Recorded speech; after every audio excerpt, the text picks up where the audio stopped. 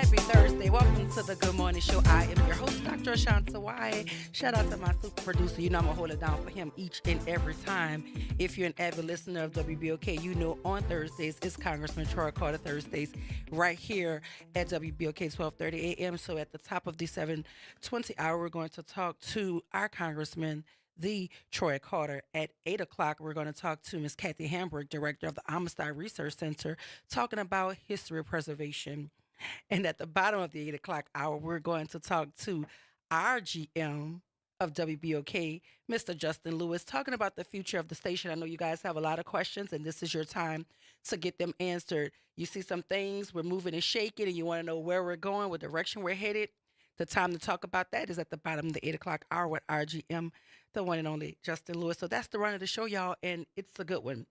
So before we jump into conversations with our congressman, I want to remind you guys of a story that we talked about maybe a month or so ago about Impact Charter School. It's out there in Baker, and there was some allegations about misappropriating funding, and those accusations were hurled at the then CEO Shakisha Scott. There was a follow-up to the story where I informed you that there was some sort of audit that was supposedly done, and it had an account for the monies.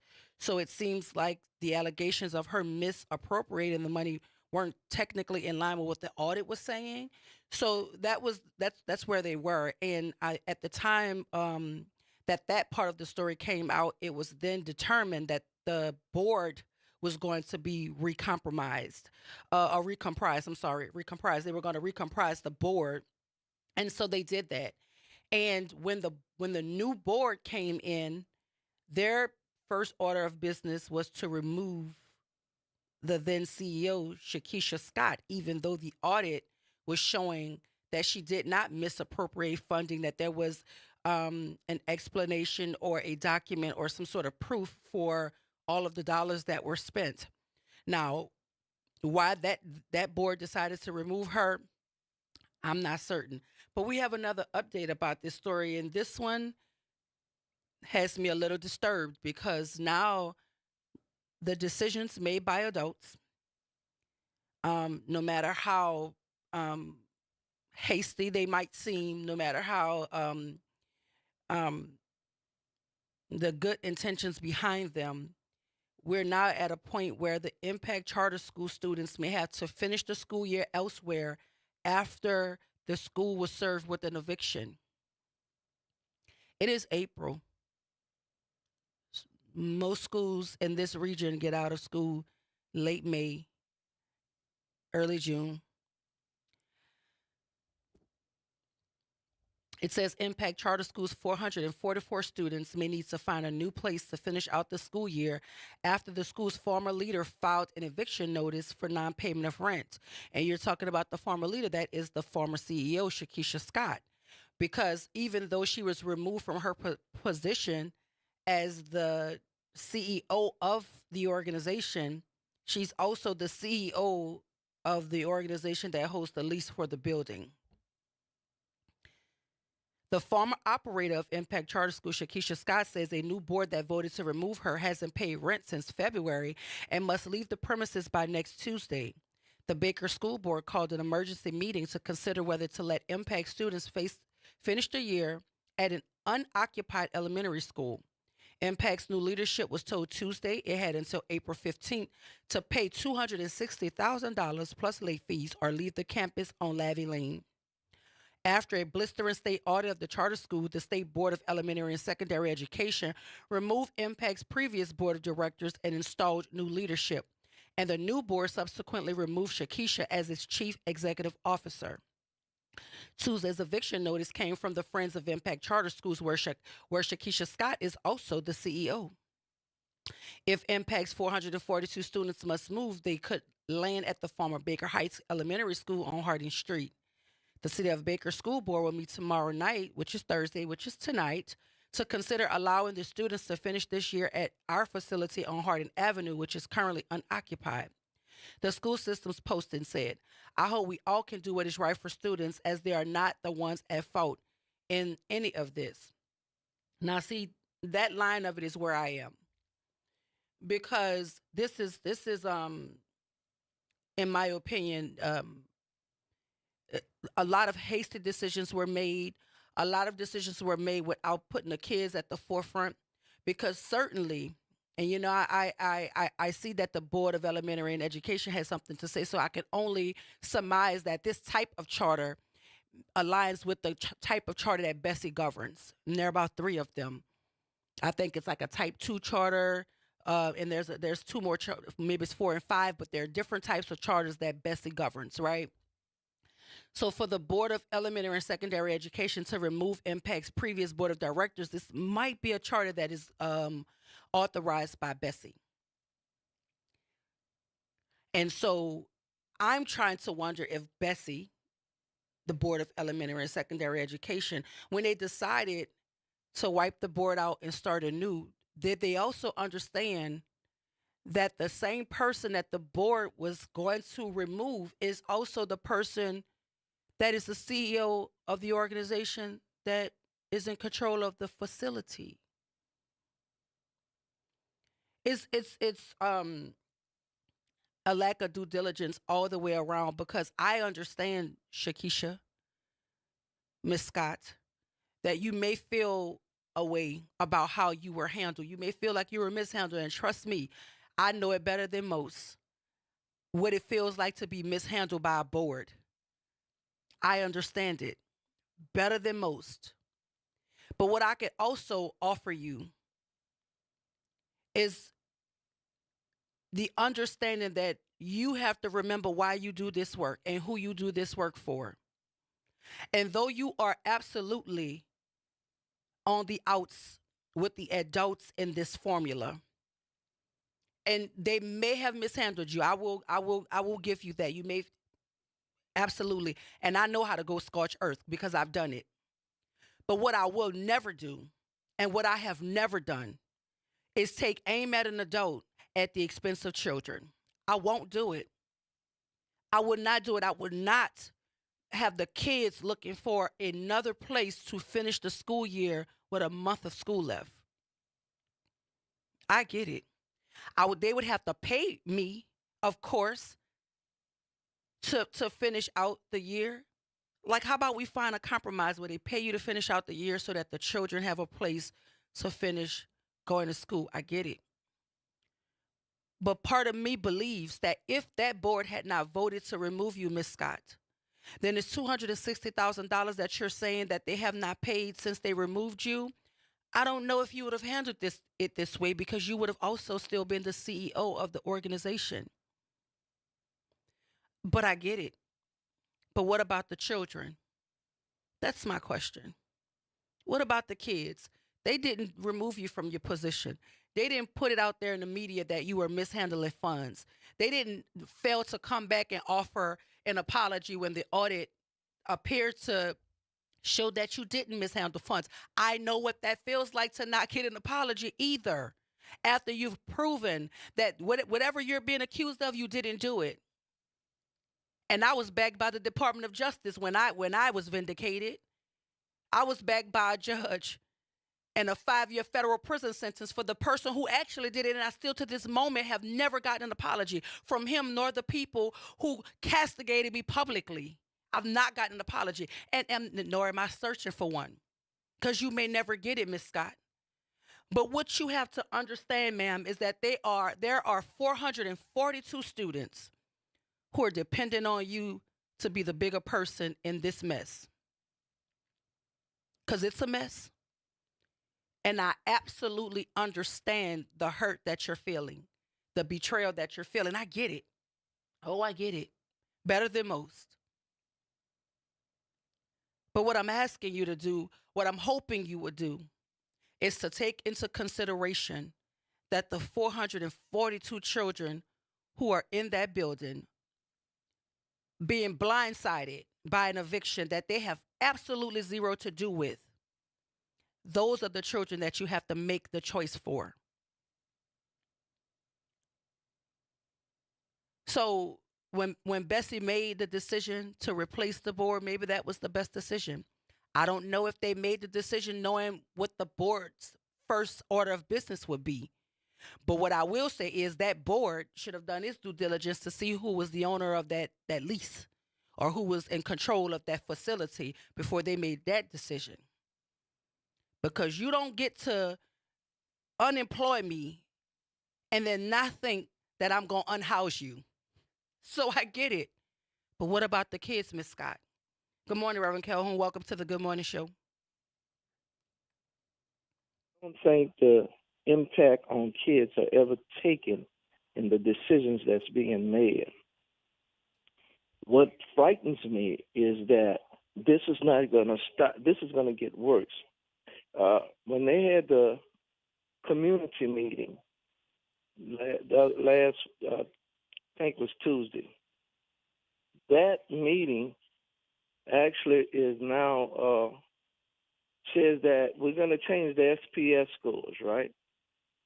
So in changing the SPS scores, they're going to have more and more school closings than you can imagine. It was actually said that of the 7 A schools that we have now, under that new formula that's coming out, we may have those 2 of those A schools may actually go down to a C school. So, and my question has always been, are we closing D schools now? Because at one time we only closed F schools. But as you know, with MLK, it was a D school when they closed it. I'm trying to really figure out the impact that this have on our children, on community. Is any of that ever taken in consideration? Why would you shut this school down with only a month to go? Something ain't right here. Something, I don't know if this is being done with no consideration of children at all, because they got to realize, they must realize that there's an impact on children when you're talking about creating these issues at a school. To me, you can't wait to June or wait till the school year's over to address these issues. Now, if you got to address them right now, maybe you can help me understand that. But I think that something else is going on. I really think, I know that's up in Baker, but it seems like all these same little districts is having the same issues. Yeah, well, they are, and I want you to understand, Rev, that this is a platform where you can say it. You don't have to sugarcoat it. You don't got to put lipstick on the pig. We just gonna talk about it because that's how we got here, by not allowing the truth to reign supreme in our community. We allow people to come in here and mask failure and sell it to us package and innovation, and we've not gotten any of those promises, and that's how we got here. So we have to start telling the truth, and we have to be bold in our stance, because there's no reason for a school. You're telling me a school, if they change the SPS formula, which is not about changing it, it's changing it probably back to what it was, because it's inflated right now, right? Exactly what they're doing. So if you change it back to what it was, normalized and normed for all other parishes, right? If a school could move to a C, that means that A was never an A. Let's start there. And if the A can move to a C, then what that tells you about these D and C schools, right? So something about this, I believe, is criminal, because there's no way an A school could fall to a C by changing a formula for what excellence or proficiency looks like. That means you're going back to what the actual rating was and how you actually rate a school and what the performance actually is, without the fluff on it, without all of that growth measurement on it. That's what they're trying to sell back to us, the packaging that our schools were already in. And now they're just repackaging it to show it to us differently. This is criminal to me. It's criminal to me, and somebody ought to be in prison. And I'm talking about people at the top of this mess ought to be in prison for what they're doing to children. Because I'm looking at a scorecard right now, Reverend Calhoun, and the scorecard is much worse than what the scorecard for MLK looked like, because I've seen them all. I investigate things. The scorecard I'm looking at right now has this school at a 59.5, but they're talking about it's a D. But if you look on the national scorecard for it, the proficiency rate is 4%. How are they allowed to operate at 4%? And I'm not talking in one content area, Reverend Calhoun. They're 4% in mathematics. They're 7% in reading, and they're 4% in science, but yet they hold an 81% graduation rate. That's criminal because that's a lie. They're lying. Well, I think one of the things that bothers me that there is no interaction with community at all. We requested that our school board member come and have the conversation with this community as to the reasoning why King closed. Well, I can tell you the reason, but the people on the other side are going to say, why y'all have to make everything about race? Because everything is about race. There's no other alternative for why this school is closing other than there's another outfit in the community that wants it. The decision to give it to them was already made, so they had to close you to give it to them. That's why. Because if it was really about making certain that a school has viability, then you fully fund it and you fully resource it. And whatever prescription you have to write for it to heal the ailments of it, that's what you do. But you don't close it all down to open it back up under another outfit that has never even proven proficiency for itself. That's the scary part for me. Well, and what rumor has is that organization really don't want to be in that area. So they only come in there for a couple of years and then they're going to move on. If that's the case, then you're trying to create another issue. Well, because they also love to use schools as swing properties, right? These temporary places so that they can house these outfits until they find a more suitable place for them to go. But they need to be able to operate somewhere, so they use it like a swing space. And then once they find a more suitable neighborhood and a more suitable, area of the city, then they'll move them again. That's what's happening. Because I don't think anybody wanted to be in the heart of the Fisher Project either, but they've used William J. Fisher Elementary School as a swing space for several schools until they get their actual buildings in the more suitable communities that they want. This is the same script. This is a process that's in place. Yes. Yeah. Oh, yeah. Absolutely. Yes, sir. Oh.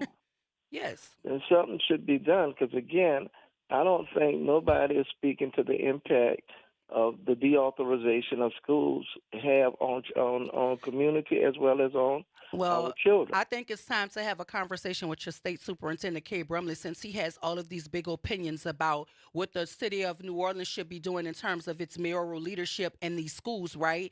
Because I never heard nobody get on the mayor about what to do about schools because that was never under her purview. So it's like really strange to me the direction we're going, but again, I'm going to say it again. She's not unilaterally responsible for what is happening to the funding metrics of this misallocation of funding. So if we're going to call people to the carpet, we call them all to the carpet, and we give all of the culpability where it belongs. Because I believe that if the state superintendent can speak to that issue, he can speak to your issue about why your school is closing and it's not academically in crisis. So that's my opinion. And again, I don't know. Like I said, we sent out. We actually had petitions done for the school board that has been ignored.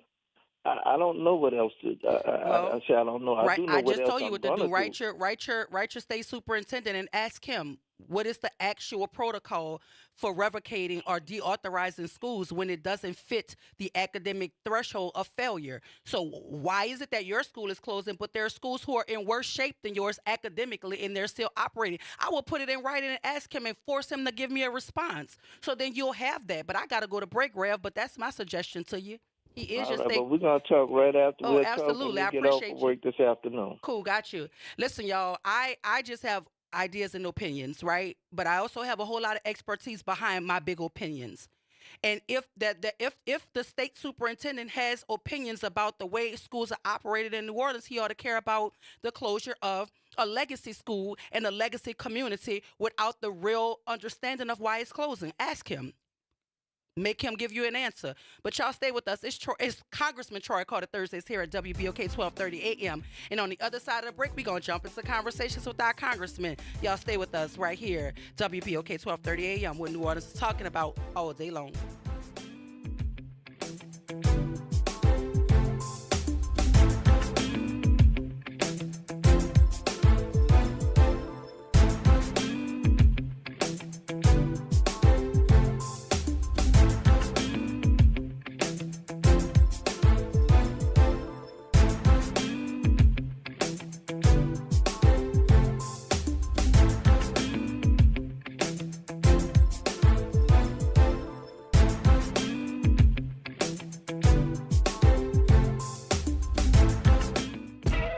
Grant Sasheret. And I'm Ro Brown. Please join us for the Sports Report, Wednesdays and Fridays. At 8 p.m. on WBOK. The Sports Report. WBOK 1230 AM. Good morning and happy Thursday. I'm Morgan Lentis with WDSU News, and here's a look at today's headlines. New Orleans police have been busy in the French Quarter most of the morning looking for a suspect wanted in connection to an ongoing investigation. We're told that suspect was taken into custody around 6 a.m. Right now, we don't know who that suspect is or what they're wanted for. This is the NOPD also investigates a deadly double shooting in the 7th Ward. Police say 2 people were shot and killed around midnight near Rousseline Drive and Dabity Street. Then in the Little Woods neighborhood, officers responded to a shooting on Reed Boulevard near Morrison Road. We're told a teen was shot and taken to a local hospital for treatment. Right now, there's no word on his condition. Call Crime Stoppers at 822-1111 if you know anything about any of these cases. Finally, some good news on your Thursday morning. Fest season is officially here. French Quarter Festival kicks off this morning with a second line through the French Quarter. The 4-day free festival runs through Sunday from 11 a.m. to 8 p.m. daily. And what's better? The weather looks great. That's a check of your headlines for this Thursday morning. I'm Morgan Lentis with WDSU News. Have a great day. Connect with NOLA Public Schools. Follow us on Instagram, Facebook, and X for the latest updates. Sign up for District Digest, our official newsletter where we share district achievements, celebrate student successes, and keep you informed about our vision of providing a high-quality education. And don't miss our school board meetings. Watch in person or live stream on YouTube. Stay informed. Stay engaged. Visit NOLAPublicSchools.com today. Again, that's NOLAPublicSchools.com. Hi, this is Arnie Filko. Let's elevate every Tuesday through Thursday from 6 to 7 o'clock p.m. as we discuss the community, the country, and the world, from politics to current events to sports. We look forward to your input and continuing the quality programming on your community station, WBOK. Join Carrie and I every Tuesday through Thursday, 6 to 7 o'clock p.m. on Elevated Conversations, the Arnie and Carrie Show. See you soon. The New Orleans Jazz and Heritage Foundation is the nonprofit organization that owns the New Orleans Jazz and Heritage Festival presented by Shell. With the funds generated from Jazz Fest, the foundation invests in Louisiana companies through economic development, cultural enrichment, and free educational programs. To learn more about what the New Orleans Jazz and Heritage Foundation does, please visit www.jazzandheritage.org. Making a difference in the community. WBOK 1230 AM. Good morning, wake up. The Good Morning Show. Good morning. On WBOK.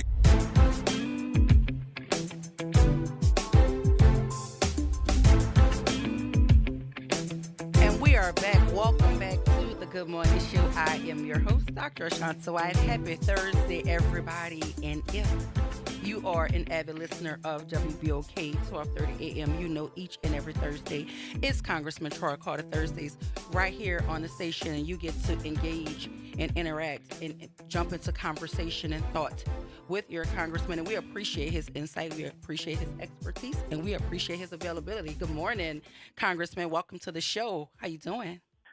Good morning, Dr. Wyatt. How are you today? I am good. It's Thursday. I get to talk to you. How are you? It's a great Thursday. Lots of moving parts, lots going on in Washington, D.C. I'm doing well, but thank you. Absolutely. And talk to us about that. So what are some of the biggest takeaways that you can share with us of the things that are taking place in Washington? Well, I'll tell you something really ugly that happened last night. Mm-hmm. The House Republicans outvoted us to reverse. Now get this. In the last Congress, under the Biden-Harris administration, we reduced the overdraft fees. Those overdraft fees, when you sometimes write a check that doesn't clear, and they charge you a bounce fee of $35. We proudly reduced that to $5 to save the American working people money, to show you how petty and how anti-working class people the Trump administration and the MAGA Republicans are. Last night, they outvoted us and reversed that action where we put it to only $5 for an overdraft fee. They brought it back to $35. How petty and how angry must you be to try to hurt working people in favor of big banks? The only people that benefit from increasing and putting those overdraft fees back to $35 are the big banks. This was a big help to working people who sometimes bounce a check because they're trying to make ends meet. And to be tagged with an additional $35 was unfair, and we stopped them. The Elon Musk, Trump, MAGA machine put those fees back on last night. That's criminal. And Congressman, in some cases, and correct me if I'm wrong, you could also get that fee on both ends, like from your institution and then the place where you're actually trying to write the check.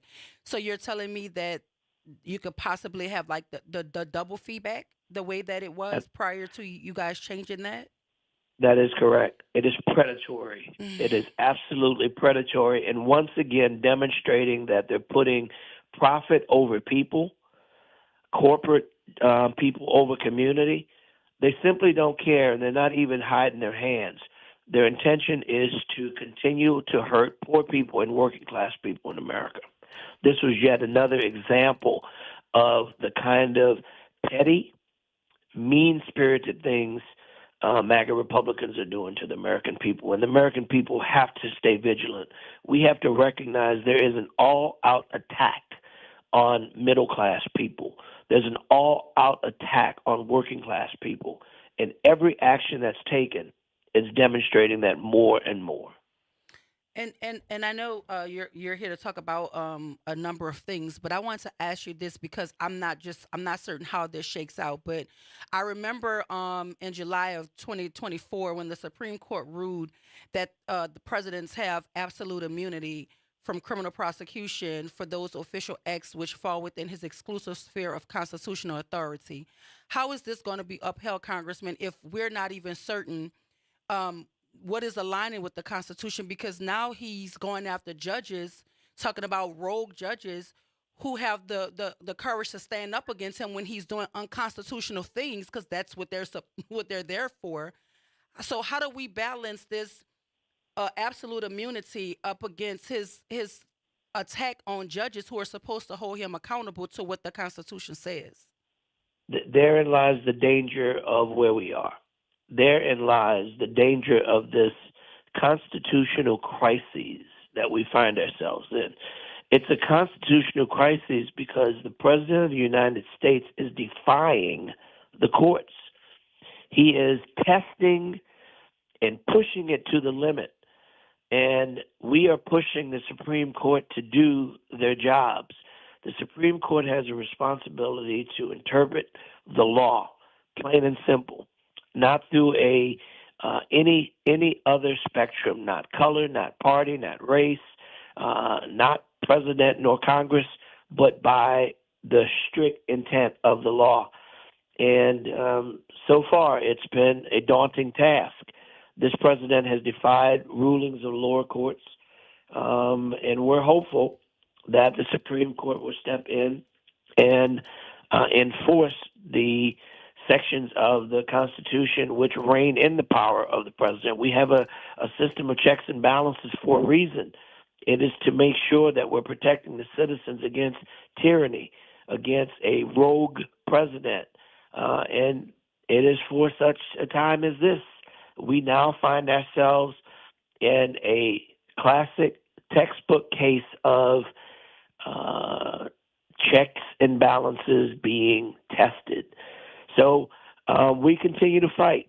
Democrats are not ever going to lay down our arms. We're going to continue to push and fight with every tool that we have. As we mentioned to you last week, and I continue to say, the 3 C's: the Congress, the courts, and the community. The courts are pivotal, and we're hoping that they will do their jobs. But if they don't, we may well be on our way to losing our democracy. Yeah, this is a scary thing, and I'm glad that you're here because I know we can engage in this level of conversation. But I'm actually surprised by Supreme Court Justice Barrett's. She's standing firm in some of her decisions against Trump, which is surprising to me, and because I was one of her biggest critics, because I was just like, is she even prepared to sit on the bench? And so I'm actually positively surprised by some of the things that she's doing to try to hold a line and to try to keep him inside of the purview for which he's authorized to operate, because you're not a dictator, sir. You can't just unilaterally do what you want. And so I see that a lot of the MAGA right-leaning folk are angry with her, especially with her ruling as it relates to the recent deportations that Trump has done. And one of the cases, the young man, the courts has ordered him to come back, and Trump is literally saying he doesn't want him back. So like, who has the rule of law here? Like, who has the ultimate say here? And I think that's the crisis that we're finding ourselves in, because if the courts can't keep him in check, then who can? That's the final barrier. Yeah. If the court fails, we all lose. If the courts don't hold their ground, we have nowhere else to go. We have three co-equal branches of government. Yes. The executive, legislative, and judiciary. If the third level of this stool fails, we fall. It's very simple. Now, in the nearly 250 years since the writing of the U.S. Constitution, we have never had this type of test. We've never had such an evil dictator to assume the office of presidency with such a vile contempt for the American people as we do now. This should be an absolute wake-up call. This is a greater call than David Duke in the early 90s. This should wake up everybody who loves justice and cares about fairness. Black folks should wake up in record numbers to run to the voting booths, because this is demonstrative of what happens when we don't vote. Listen, he keeps claiming that this was a mandate. This race was very close. Yes, it was very close. It was not a mandate. We lost because of whatever shenanigans may have gone on, but we also lost because we didn't turn out and vote. We allowed ourselves to be hoodwinked. We allowed ourselves to be snookered by Trump and Trump's people, who chooses to always divide and conquer. And I wonder how those immigrants and Hispanics who voted for him are feeling today. I wonder how those African Americans who voted for him are feeling today. I wonder how those MAGA Republicans who are depending on the Medicaid and Medicare are feeling today. I wonder how all of those working people who say, yeah, Trump, go get him, only to find out Trump came, got them. And it's the adage that my grandmother always said: when you throw a brick in a pack of dogs, the only one that yelps is the one that got hit. And guess what? There are a lot of people waking up this morning realizing the brick is hitting them, and they thought it was only hitting us. Yeah, it should be a huge wake up call, and I'm watching this so intently because I understand what this means if our courts cannot hold him accountable to the decisions that he's making in terms of being the president of the United States. If I'm just worried about that, because to create an all-out attack on judges, and then you have Elon Musk over in Wisconsin trying to buy judicial seats. I mean, it's just. I can't even, I don't even think anybody thought that this would even be a possibility of something like this happening. But I'm glad we have you in Washington. I'm glad there are people fighting against it, and I'm hoping that the courts will toe the line for the American people. But talk to us, Congressman, about this meeting that you guys are demanding to have with the HHS Secretary, RFK Jr. So yesterday, as you know, I serve on Energy and Commerce, the most powerful committee in the United States Congress. Very blessed to be a member of that committee, the committee that will be tasked with, in our case, in the Democrat side, the task with defending Medicaid, Medicare, and Social Security. Unfortunately, the other side will be tasked with the challenge of cutting it by $880 billion, nearly $1 trillion, which completely cripples health care for most Americans.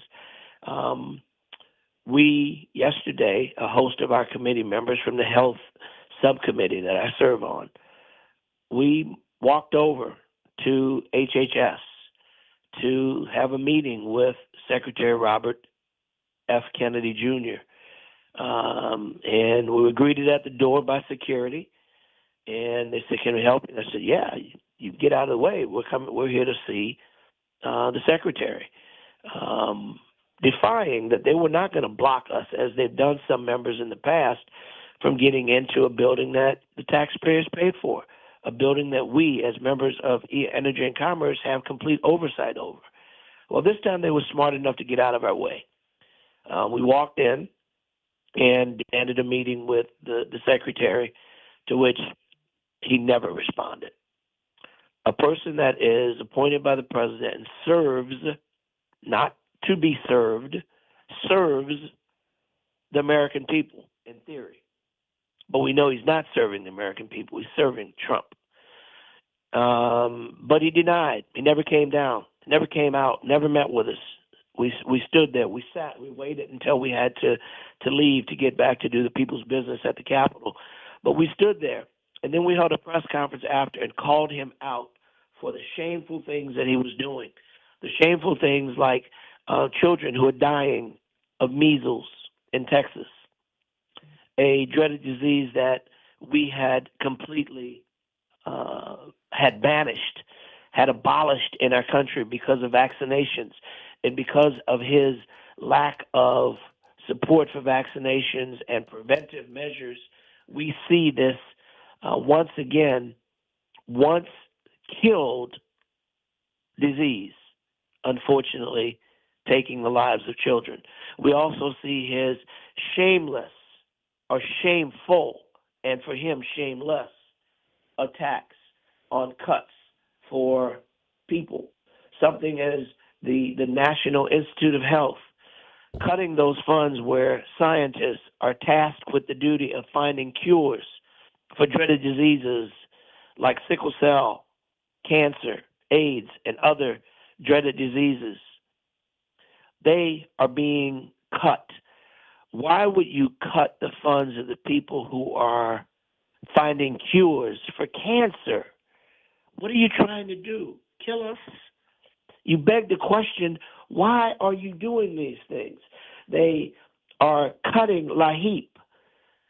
Many of you know what LAHEAP is.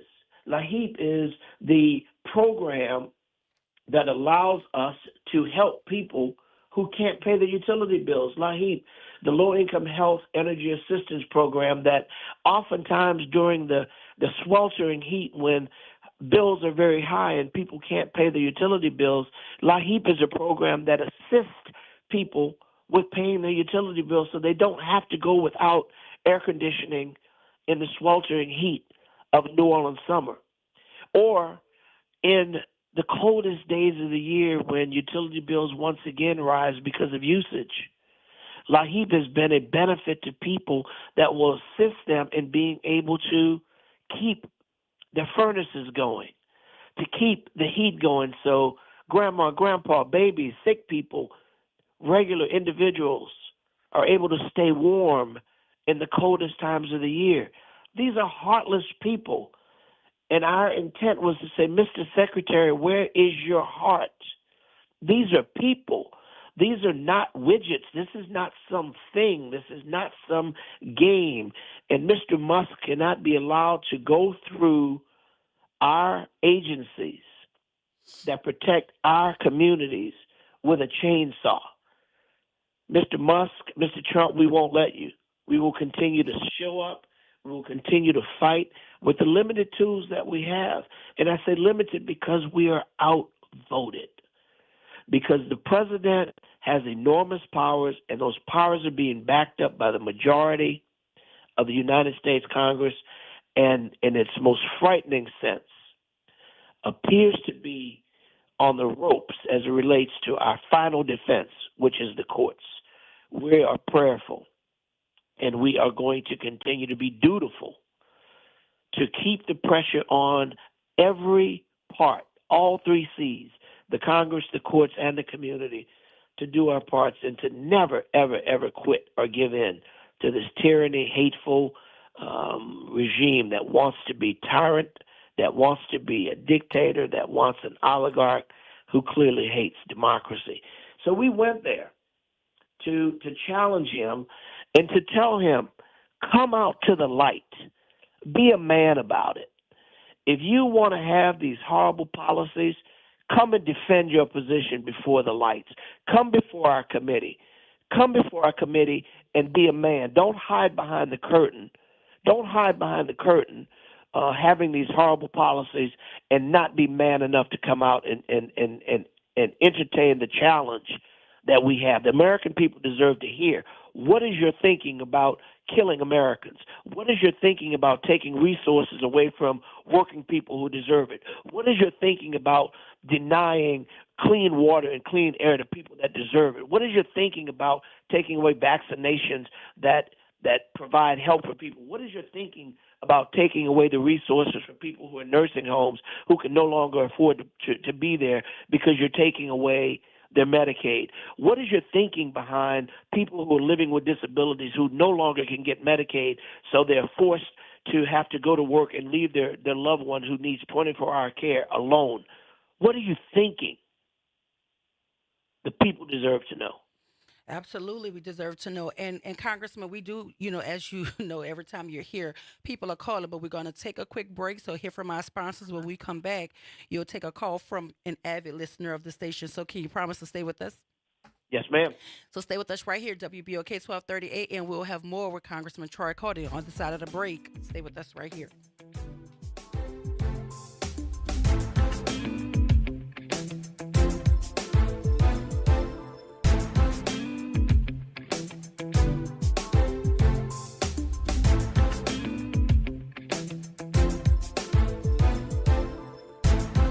This is your news update for WBOK from WDSU.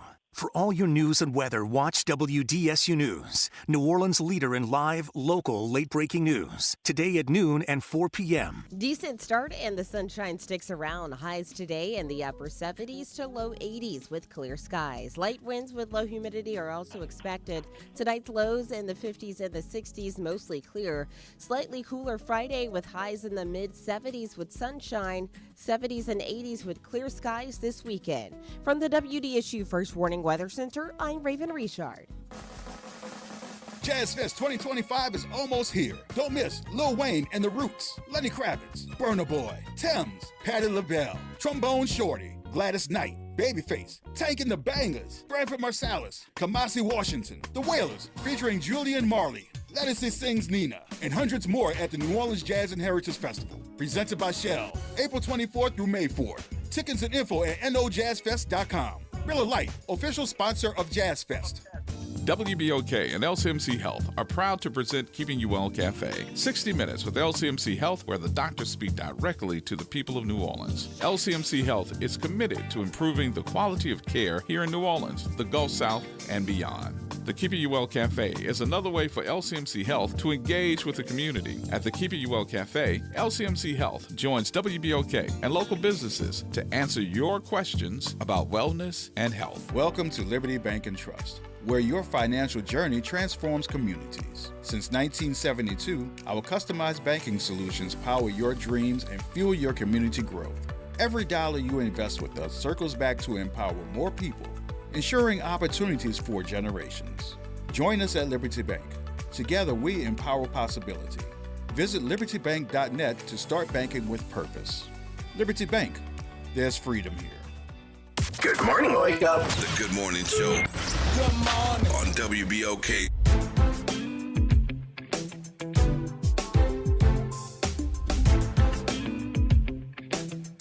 And we are back. Welcome back to the Good Morning Show. I am your host, Dr. Ashanta Wyatt. If you're just joining us, but you're an avid listener, you know each and every Thursday is Congressman Troy Carter Thursdays right here on WBOK 1230 AM. And we are fortunate enough to have our congressman and his expertise each and every Thursday. But Congressman, we have some callers. We're going to take a call on line 2 from Miss Alicia.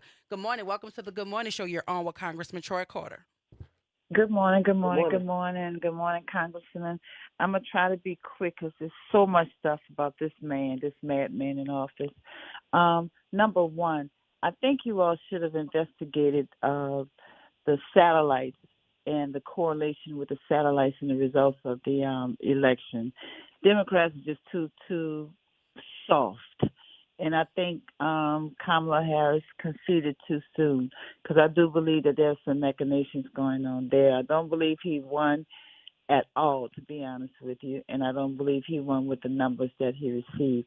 Number two, with the stuff that's going on with the stock market, I believe he's involved in a complete fraud with the tariffs and the rising and lowering of the stock market. And I hope you all do an investigation with that to see who all has made some money in this stuff, because when he put the tariffs up and then he pauses the tariffs, and it affects the stock market. I do believe we have some people in Congress who are making profits off of that. And I'm going to end it with this. If you all let this man, who has fired tens of thousands, if not hundreds of thousands of federal employees, if you all give him the $92 million to put on a military parade for his birthday for a person who does not respect the military, call them losers, suckers and losers, and if you all take our tax dollars and allow him to have a parade to parade the military in his honor, I hope this country rise up and it's a big, big, big fiasco.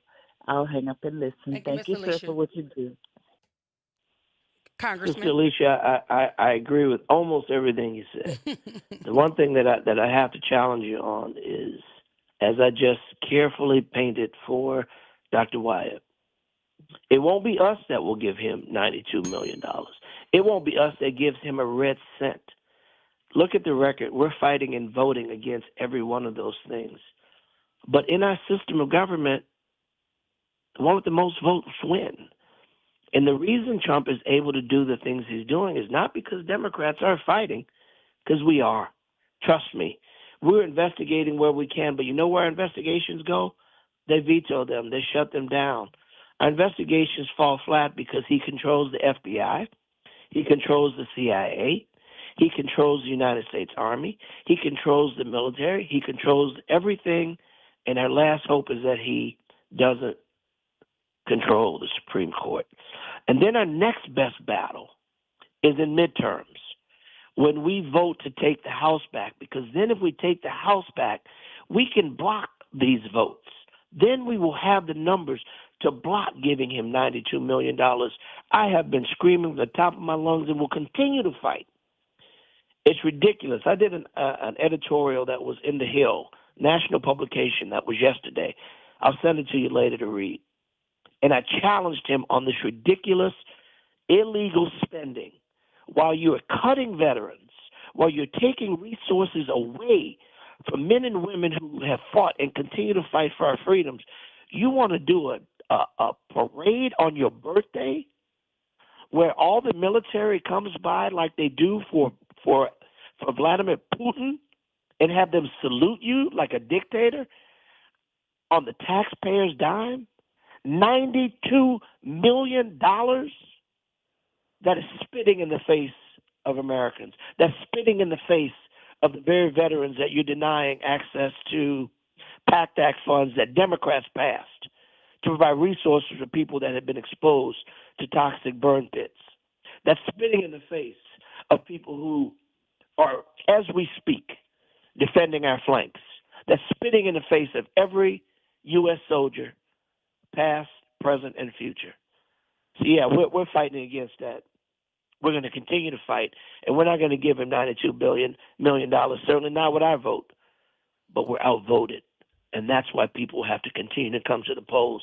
We have to use all three C's, the community being significant. The community has to continue to cry out, and we have to call Republicans. Call all of our members of the Republican congressional delegation and tell them the same thing you just said. Do not give him $92 million to have a parade in his honor on the taxpayer's dollar while you're cutting critical funding to poor and working class people in America. Do not give him $92 million to have a parade in his honor while you're cutting resources that provide the ability to block harmful toxins from getting in our waters and getting in our airstreams, cutting EPA, cutting Department of Education, taking away Medicaid, taking away Medicare. While you want to spend $92 million on a parade for your self-aggrandizement, not on our watch. Yeah. And we're going to keep fighting it. We have one more caller, Congressman on line 3, Shedrick. Welcome to the Good Morning Show. You're on with Congressman Troy Carter. Good morning, Dr. Wyatt. Good morning, Congressman Carter. Hey, brother. I'm fighting for something, and I just want to say publicly, thank you to your office. Mr. Warwick in your office is assisting me in Senator Royce Duplessis.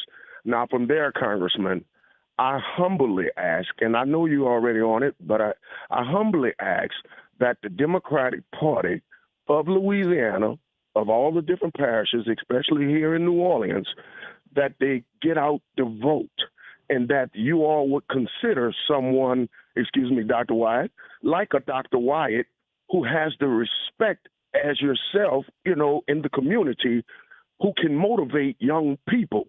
And, Dr. Wyatt says, as I close, we have to call a thing a thing. Young people respect her and the people that roll with her. And we need that movement to help, as you were talking about, in the midterm elections. Thank you for your service. Stay safe, and God bless. Thank you, Shedrick. Congressman. Thank you, brother. And I couldn't agree with you more. I think my admiration and support of the great voice that Dr. Wyatt has been, I've not been shy in my support of the great work that she does. I know that sometimes people are afraid of people that use their voice, but I, like Dr. Wyatt, will never be silenced. And will continue, and I thank God that she has this opportunity with WBOK to have her voice resonate to the people all over who listen to this great station and listen, this segment is one, but Dr. Wyatt does so much more. This opportunity to continue, as I often say, to have unfettered access to facts, calling truth to power, standing up to the norms, and introducing new ways of thinking, getting our people engaged. And as I often say, that as a people, we have a responsibility to talk more to each other and less about each other. There are forces that want to continue to have us eating on each other. There are forces that want to continue to see us fight against each other, because as long as we allow them to divide us, they will always conquer us. We have to overcome that hateration, if you will. We've got to overcome that notion and that theory to always fight each other. We are not the enemy of each other. Those people who would deny democracy, those people who would deny resource to education, those people who would deny access to medicine, those people who vote to have frivolous and predatory charges added to your checking account, that's the enemy. And we have to call it out. And so, Brother Shedrick and Sister Alicia, I love you both. I appreciate you so much. Let's keep pushing in the same direction, guys. Let's get on those phones. Let's start calling Republicans in Louisiana. Tell them to do the right thing on behalf of the people of Louisiana. Call their offices. Get on your social media feeds. Use your influencers. Peacefully go to their office and ask for a meeting. Send them letters. Call them. Tie up their phone lines. You got to let them know we're not going to sit back and let you take our democracy from us. We're not going to let you sit back and rob us of our futures. We're not going to let you reverse the gains that we've had. We're just not going to do it. Hashtag we won't let you.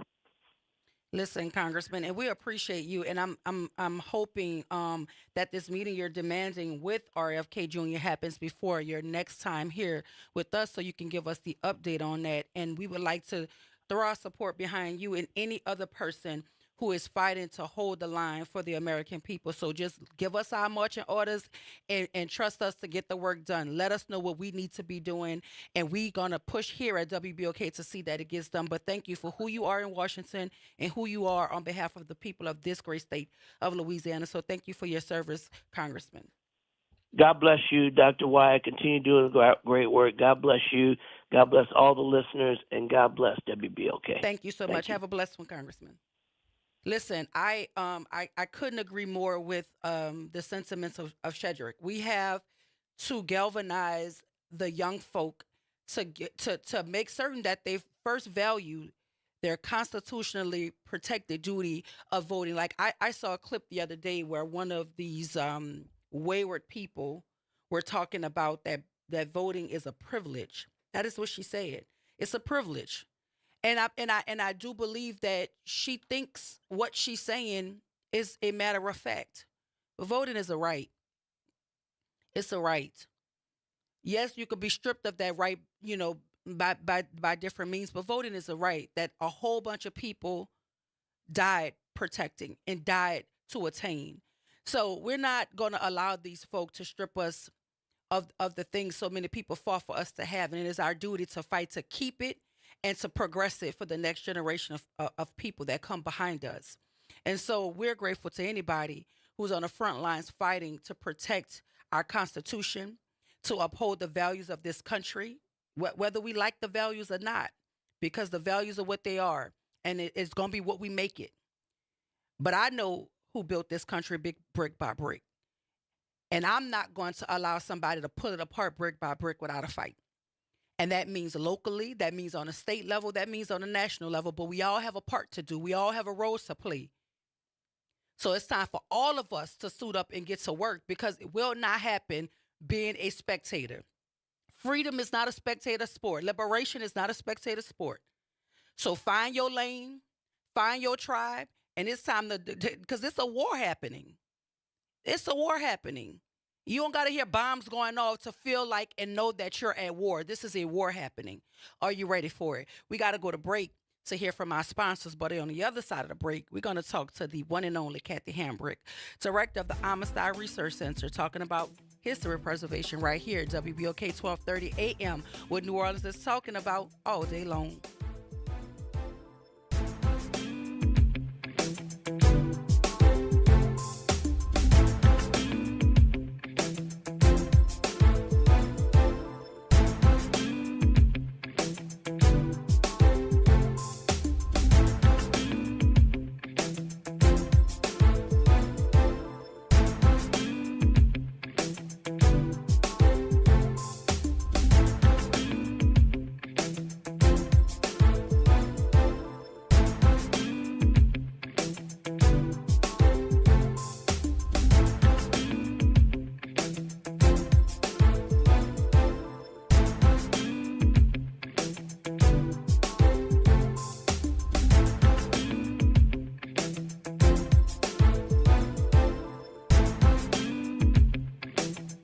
WBOK New Orleans, home of the Good Morning Show, 7 to 9 a.m. weekdays. This news report is brought to you by New Schools for New Orleans. I'm Bree Wood with 4 Things You Should Know with BIN News. The Florida Board of Education passes an amendment to eliminate diversity, equity, and inclusion and critical race theory from teacher preparation programs. Critics argue this prevents discussions on topics like racism. Over 1,700 pounds of butter is being recalled over bacterial contamination. The FDA says the product has high levels of coliform, a bacteria found in animal waste. The recall will affect Cabot Creamery's extra creamy premium butter with sea salt. The death toll is rising after a roof collapse at a nightclub in the Dominican Republic. The early Tuesday tragedy has claimed over 180 lives, including former MLB players Octavio Dotel and Tony Blanco. And LeBron James is Mattel's first Ken-bassador for Barbie with his own Ken doll featuring a varsity jacket, Beats headphones, and Nike shoes. The $75 doll will be available at select stores and online starting April 14th. Get BIN News on demand 24/7 on the iHeartRadio app. New Schools for New Orleans is committed to celebrating the hard-working teachers of New Orleans Public Schools. Join us at the 4th annual NOLA Teacher Fest, sponsored by the All-State Sugar Bowl New Orleans teacher community. The NOLA Teacher Fest is happening Friday, May 2nd at Champion Square from 4 to 7 p.m. The fest is open to teachers, paraprofessionals, deans, coaches, counselors, and other school support staff. Visit our website to learn more and RSVP, www.newschoolsforneworleans.org. Good morning, Wake Up. The Good Morning Show. Good morning. On WBOK.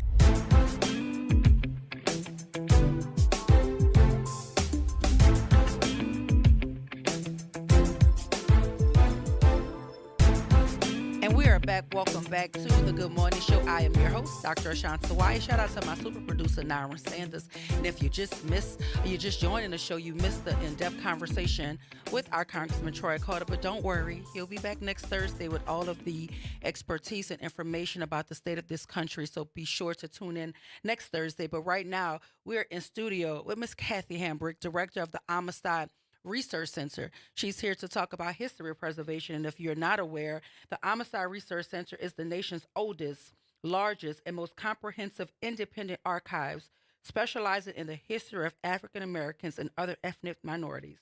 The center is dedicated to preserving this history by providing a home to manuscripts, photographs, books, periodicals, and works of art that bear witness to a past worth sharing with the future. Good morning. Welcome to the Good Morning Show.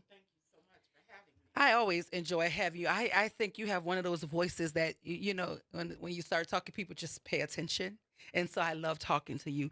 But talk to us about the direction that the Amistad is trying to go and what help you need in getting there. Well, we are at a turning point, not just for the Amistad, but for the legacy of Black history in this country. Our story is not just being forgotten, it's being actively threatened by federal policy decisions being made in Washington, D.C. And that's why I'm here today, because silence is no longer an option when we're under a threat. And every day for the past 30 days, I've been staying in touch with my colleagues across the country who work for agencies like the Institute of Museum and Library Services, the National Endowment for Humanities, the National Historic Preservation Resource Center, national parks, and Black museums all over the country. And people are losing their jobs. The doors have been locked. They have been put on leave. I just heard from one of my colleagues from New Orleans who has been at the Birmingham Civil Rights Institute for over 20 years, and he said he has been laid off. And I am trying to avoid any layoffs at the Amistad Research Center here in New Orleans. We are the largest independent repository of Black history in the world. And this ship that is named after the Amistad Freedom Ship, where 53 Africans got their freedom in 1839 when they were going to turn that ship around and sail it back to Africa. We're named after that ship, the Amistad, and we're just not going to go down like this. Yeah, and I believe you. I believe if anybody can do it, you can do it. So what can the listening audience and the public at large do to help you in your efforts? Well, what we did last week actually is we started a campaign, SaveBlackHistory.org. We want to raise $1 million in 30 days. Our operating budget is about $1,200,000 a year, and we have a staff of 14 people. These are archivists who I consider the scientists who take care of the paper and the records that hold the truth about our history. I want to save these jobs, keep our doors open full-time as we are now. You can go to the website, AmistadResearchCenter.org. But this is about saving jobs here in New Orleans that protect our history. I want to say thank you to all of your listeners out there who have written letters and made phone calls to the congressman. I want to thank Congressman Troy Carter for doing all that he is doing to try to save the agencies that provide funding for the libraries, archives, museums, and national parks that represent our stories. Thank you so much, Congressman Carter. I also want to thank the owners of WBOK. I want to thank you for providing, you're one of the few Black-owned radio stations left in the country. Black media is so important so that we can get our messages across. And if it were not for you, I wouldn't be here today asking people to support saving Black history by going to SaveBlackHistory.org, because we're not going down without a fight. Yeah, and I mean, the Amistad Research Center is so important. You've curated over 100 exhibits. Do you stand out? Do any of them stand out particularly meaningful or transformative to you? Well, we have a grant. We have a grant that is going to end in June, and it was for the processing and preservation of the Joe Madison papers. I don't know if you know who Joe Madison was. He died last year, but he was the most prominent broadcast journalist and civil rights leader in the 1970s, 80s, up until the 2000s and the time of his death. He wasn't just a broadcast journalist in the way that we think of people who he mentored that you would know today. Roland Martin, Karen Hunter, Don Lemon. This man would go on hunger strikes. He would go to the Sudan. He would lead voter registration campaigns across America. He was the president of the NAACP in Detroit.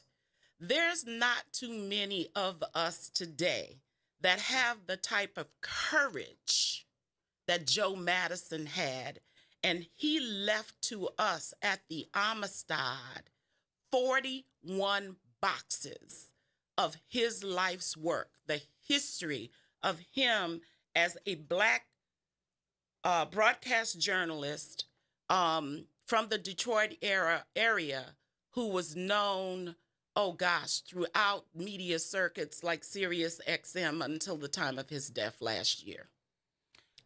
Yeah, I didn't know who Joe Madison was until this conversation, but you got my brain going because I do know Karen Hunter. I absolutely know Roland Martin. I absolutely know Don Lemon. So to know that all of those folk were under his tutelage is important to know him.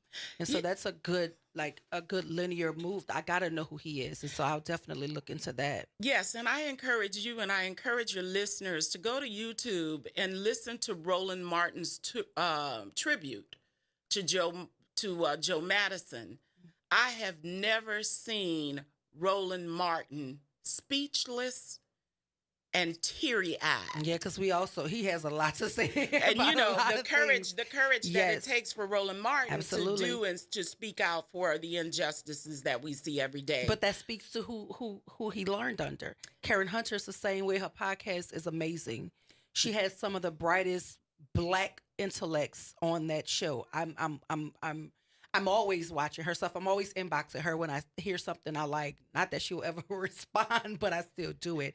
I know who she is, and I enjoy listening to her. They both learned from Joe Madison, broadcast journalism from Joe Madison, and both of them have tributes on their show, that were done on their podcast at the time of their death. I will be on Sirius XM tomorrow. And I will be also speaking with his daughter and his son because a part of the grant that we received was to archive the Joe Madison papers, photographs, recordings, and we're in the process of editing them so that they can be published, so that journalism students and people like yourself and the public can come and learn about the courageous work of the man who was called the Black Eagle. It's always good to hear about the pioneers and the peoples whose shoulders we stand on. So I've definitely got to know who Joe Madison is. But talking about preservation and advocacy, you've helped preserve slave cemeteries and historic buildings. Why is this type of preservation so crucial today? Well, throughout my career as a public historian and museologist, and now being at the helm of the Amistad Research Center, I've realized that the knowledge that I have about our ancestors is because I love to read. And because I grew up in a household where there were Ebony magazines and Jet magazines, when I was 5 and 6 years old, I would try to read every page, not just look at the pictures. Yeah. So it was from these magazines that I first learned about Black history, and I say that the home should be the first place that we learn about Black history. When I moved back to Louisiana after working for IBM in Los Angeles, I realized that I lived in the river parishes in Ascension Parish, surrounded by sugarcane plantations where the Hotard buses and these tourism buses were going every day. And as I went on those tours and realized that our story was not being told, our stories were not being told, I stepped out on faith and started the River Road African American Museum without any public funding, not one grant, no federal, no state, no city funding at all. That's how I know you're gonna get that $1 million. So I believe you. So what I want to say to you, America, what I want to say to your listeners is, when you ask about the slave cemeteries and the exhibits that I've curated and the staff that I work with now to protect the history within the stacks of the Amistad, what I say to you is that it seems that we have forgotten how to be self-sufficient. If the government is saying to us, we are not going to help you anymore, Black people. You won't get another dime from us, Black people. Are we going to just continue to sit around and complain about it and cry about it? And yes, it is important to pray about it. But I am giving you an opportunity today. This is my call to action in the spirit of those grandparents, great-grandparents who are in those cemeteries that I've worked so hard to preserve. In the spirit of them, I say this is a call to action, $1 at a time. Let's show the rest of the world that we care enough to save this history ourselves. And talking about the congressman and I were talking too about this idea around trying to galvanize young folk. How has your experience as an adjunct professor shaped your understanding of how younger generations engage with history? I would say there is a thirst for history. Our young people want to know, and that's why you see so much on the internet. I mean, from TikTok to all of these platforms online every day. Whether it's done in animation, they are thirsty to know more about our history. But I would say, as a historian who has been in the forefront of educating young people for the past 31 years about the history of slavery and civil rights, what I'm being told by young people is that they want to hear more about our stories of triumph. And so our stories of freedom. So the stories that are held within the stacks and the books and the periodicals and the dissertations and the documents of the Amistad are the stories of triumph. And I am ready, willing, and able to, in any way that I can, engage with young people. If the Amistad gets a grant that we're waiting on right now, from a city entity, we're going to start a junior archivist program. So that means that we need to train the next generation of curators. Who's going to come behind me to be the next generation of archivists, conservators, preservationists, and curators? So we're going to start the program with 6th through 12th graders, teaching them how to use primary source documents, to read the papers, look at the films and the interviews of Joe Madison, look at our hip hop bounce collection, look at the papers, documents, and interviews with Mannie Fresh. Young people may not know who Mannie Fresh is. They don't, but they need to. But they need to know where the music, the evolution of our music from past generations, they need to know from the voices of the people who have entrusted the Amistad to preserve their papers and oral histories. We want to teach young people the work of preservation. And talking about that, can you tell us the importance of the educational tools like Freedom's Journey and teaching local history? Because we're talking about Manny Fresh. We have Jerome Big Duck here. There's walking Black history happening in the community. They're walking amongst Black history and they don't even know it. So how important is is a tool like Freedom's Journey in helping to bridge that divide? Well, Freedom's Journey was a curriculum guide that I developed about 15 years ago to teach about the Underground Railroad in Louisiana. Mm-hmm. And I say, as I said earlier, Black history should start at home in our own neighborhoods. Mm-hmm. And we learn about world history. Yes, we learn about national history. We learn about Harriet Tubman, Martin Luther King, Rosa Parks. But we should teach our children about Big Duck and Ronnie Moore and Dodie Smith-Simmons and the people who are living. And Dorothy Maytell, especially if you like to go out on a parade route, you need to understand how that even came about. Like there's walking Black history. There's a legacy history here that our kids don't even know the names that appear on these school buildings. They don't even understand the names on the street. They don't know. And it's up to us and places like the Amistad to keep it alive so that we can bridge that divide. So I agree. No, they don't know Manny Fresh, but they should. They don't. And, we can't blame them for not knowing. Because we didn't pass it off. We didn't hand it off. And a lot of the times it's just about not knowing. And once you do know, then the responsibility is for you to pass it on. And, people oftentimes ask me, well, why is Black history important? Or what have you learned from Black history? By looking at this history and learning something new every day at the Amistad, something new every day at the Amistad, it gives me courage. Mm. The same courage that Joe Madison had, the same courage that Fannie Lou Hamer had. Fannie Lou Hamer, we have over 17 original letters written by Fannie Lou Hamer. Every child, every teenager needs to know who she was. And listen, and I adore talking to you. We're going to have to go to break so we can hear from our sponsors, but that is one of the best awards I've ever received in my life. I received an award in the name of Fannie Lou Hamer, and I adore it, right? Hit that bell.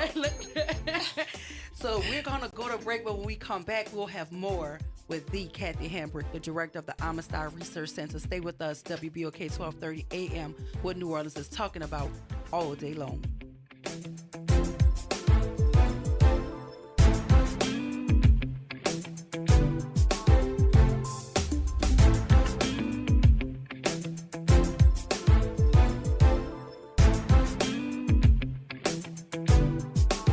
Norman Robinson is back. Can you hear me now? And he's taking no prisoners. Can you hear me now? Each weekday, Norman Robinson brings you commentary with Off the Top. The incident was shocking, disturbing, disgusting, disappointing, and sad. Each weekday, Off the Top with Norman Robinson is heard exclusively right here.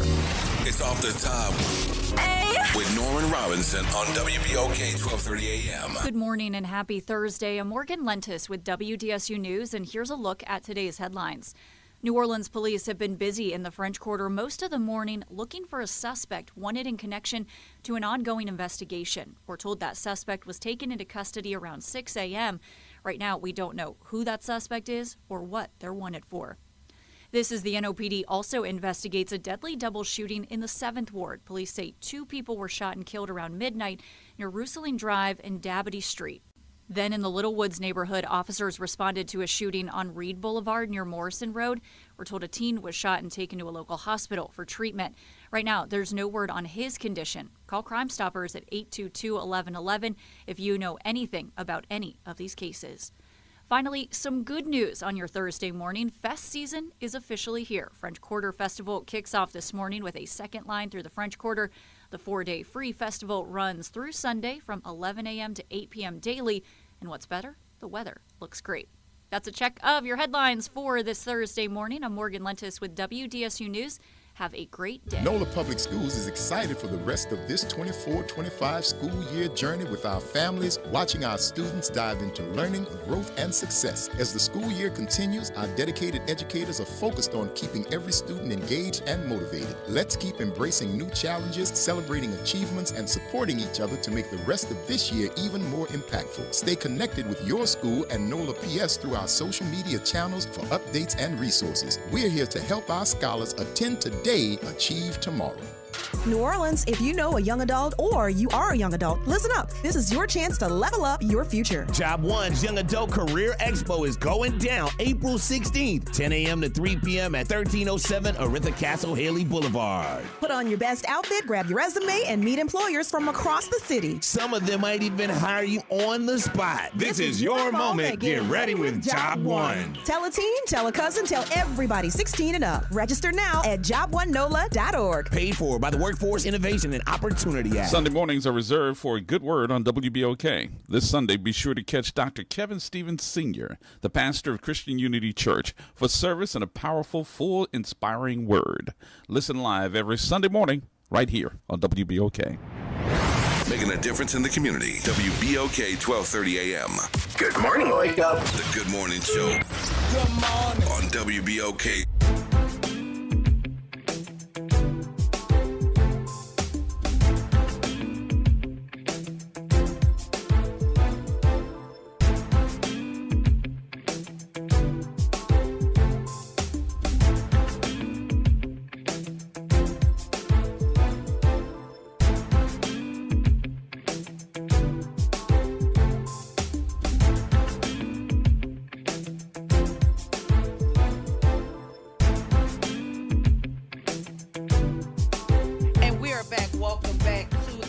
Show. I am your host, Dr. Ashanta White. Shout out to my super producer, Nyron Sanders, that's waving at me like, Doc, come on now. But you know, if you're talking to Kathy Hambrick, you get lost in translation. So forgive me, super producer, if I missed my mark, but I am often mesmerized by her. I tell that to your son-in-law all the time. The first time you came here, I was like, when we getting her back? When is she coming back?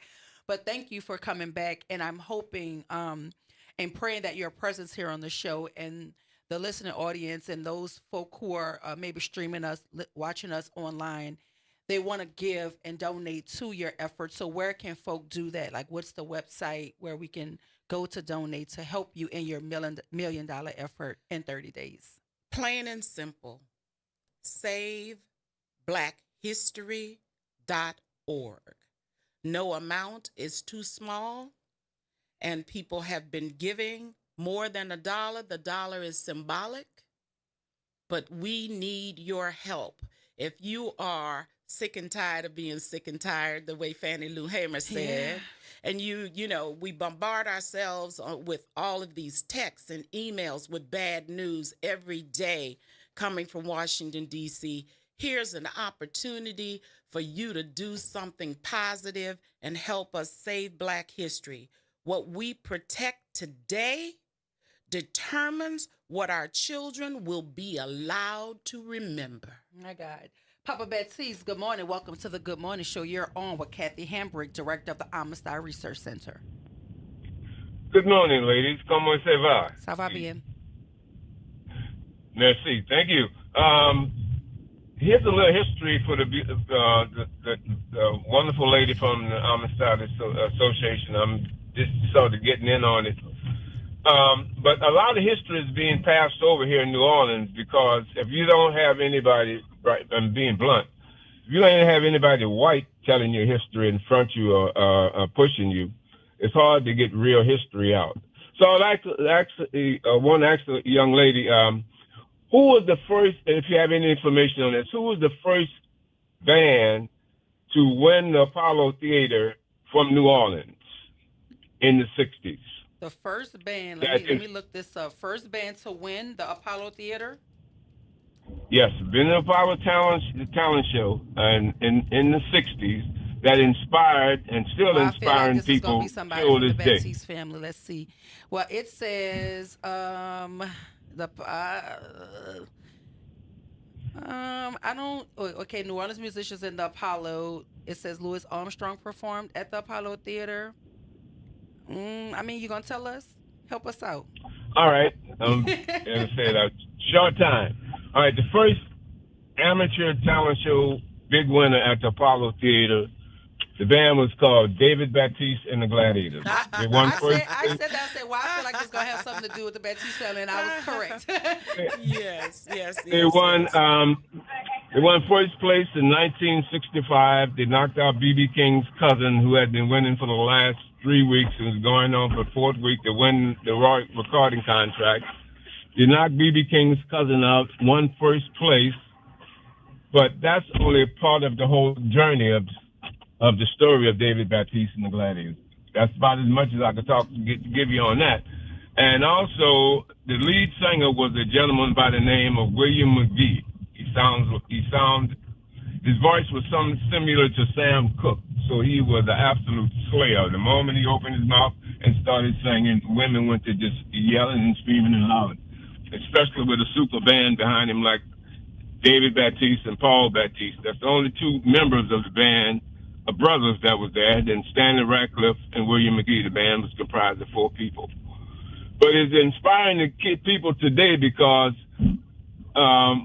when we did the Apollo Theater, John, my little nephew, his father was too young to actually come in. My dad brought all 7 of his sons to come watch his two sons do the Apollo, but they were too young to get in. They had to stay out in the car while the talent show was taking place with my mom, and my dad brought us in.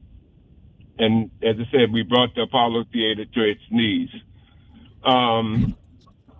And today, one of the greatest piano players there is, young graduate, Noka, Juilliard. It happens to be John Baptiste from that same family. And the inspiration of playing the little instrument, what is the name of the instrument that John Baptiste plays? The wind instrument. I mean, you're going to tell us that too, right? Yes, because I've been in many schools teaching young kids about it. The instrument is called a melodica. And it's driven by wind, just like a trumpet or saxophone or trombone. So that's as much as I'm gonna put out right now, ladies. But I have a question. I have a question for you, sir. Go ahead. Where are the Baptiste family papers? We would love to have them at the Amistad. This information about the band that was on the stage at the Apollo. Where is the repository of these records? This information about the family, photographs of their travels. Hopefully it was not destroyed by Katrina. I can say that the Amistad had no damage during Hurricane Katrina. So fortunately, the records that we hold from high schools and families around the city were spared and saved because we kept them safe at the Amistad. Where's your family's papers? Well, for right now, there's a lot of New Orleans musicians. We did a lot of music, and as far as keeping records and a lot of other events, some pictures are of some of the things that the Baptiste brothers and out of individually and as a group, we still have footage of some of that.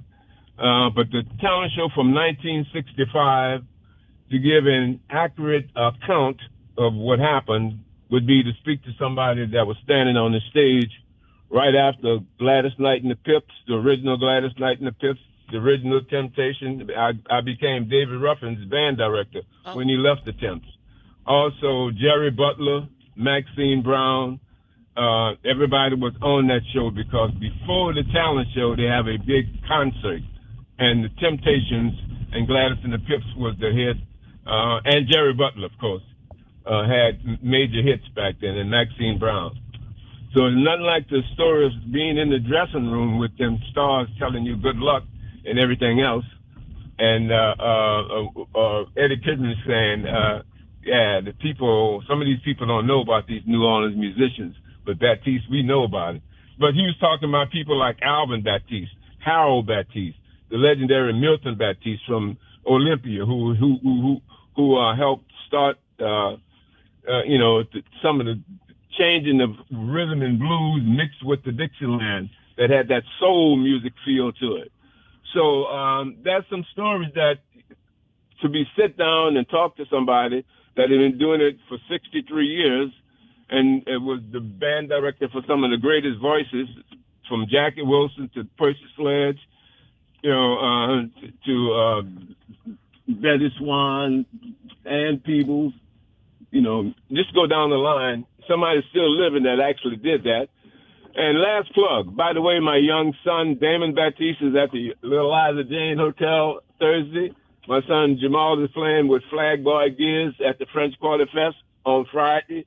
And my young son, the youngest Baptiste from my family, Ryan Baptiste, is going to be performing Saturday in the French Quarter Fest. And it all started from my dad making that trip in 1965 to get his sons, because this was the genius of John J. Jeffrey Baptiste Sr. And the people did find in your roots, but they didn't go deep enough. They went back to the 1800s, but they didn't talk to the oldest Baptiste that John is connected with pertaining to music, and that's me. One of my favorite African proverbs is, until the lion writes his own story, the tale of the hunt will always glorify the hunter. I want to encourage you, sir. I'm looking forward to that book about your family. I'm looking forward to having any oral histories with you telling your stories in the repository at the Amistad, so that we can preserve the legacy of your family and the New Orleans contribution to the music industry and culture of this world. So please, please stay in touch. I will, and I appreciate once again, Dr. Wise, for having you on the program. I appreciate Corey, Henry for having this. Will, all of the people that participated in helping put WBOK where it's a forum for all type of educational, intellectual, and cultural information that can be passed on. Because if we ever needed it, it's needed now. Because right now we're dealing with a political situation that's coming against us. And if we ever needed to be together, we need to be together now, finding our history, finding out who did what and who didn't do what. Because I have some negative stories about some city people, too, that would make you want to throw up. And it was against children. And they call themselves for children. And if I tell you this, and I had to calm some people down because their children was involved in this, and these other people, for the graft of money, had these kids to move off on the sidewalk. So, you would be really peed over at these people talking about they for children, and why did they do it? For the graft of money and power.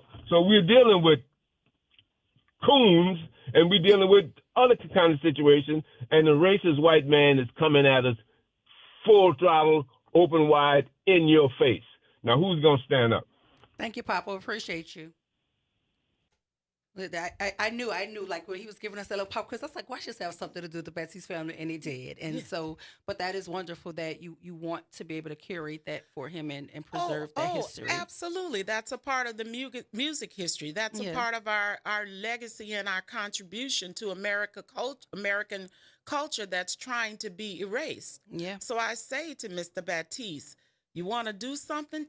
This is my call to action. SaveBlackHistory.org. Yes, indeed. So here's my question. What do you hope your legacy will be within the field of museum work in African American history? What is the legacy of Kathy Hambrick? I say every day, almost every day, when people ask me that question, that I have no doubt that I was born to do this work. God put me on this earth with the purpose of preserving the legacy of our ancestors. And I think that is really a blessing, because so many people go to work every day. You go to work, you come home, you take care of your children, you take care of your family, but you really don't know. Do you know? I ask every individual, every person out there, do you know your purpose on earth? I know my purpose on earth. And I want to say that I've spent many, many years talking about us being descendants. But I was at a program yesterday at Tulane, the History Project, talking about the impact of slavery on the city of New Orleans. And one of the presenters said, we are ascendants, not descendants. So I want to say to you that I preserve the stories as an ascendant. And that means we're going up, not down. I felt you. I got it the first time. Well, listen, you have a caller. It's actually one of my favorite people. Pop, good morning. Welcome to the Good Morning Show. You're on with Kathy Hambrick, director of the Amistad Research Center. Oh, good morning, Dr. Wise and your guest. I've heard of it. Where's the local office? The Amistad is located at Tilton Hall, 6823 St. Charles Avenue on the campus of Tulane University. We are not we are not a Tulane entity. We are not a Tulane entity, but we're right across the street from the entrance to Audubon Park. We're housed at Tulane, but we are not a part of Tulane. No, I understand exactly what you're saying, but I just want to know where y'all was located. I don't have all those different things, but I want to make a donation. So, is it I could come there and leave a donation? You can come and leave a donation, or you could mail a donation to us at 6823 6823 St. Charles Avenue. St. Charles Avenue, 6823 St. Charles Avenue. Avenue, good. That's a good thing. That's better. Yes, and 6823 St. Charles Avenue, the Amistad Research Center. Research Center. AMISTAD.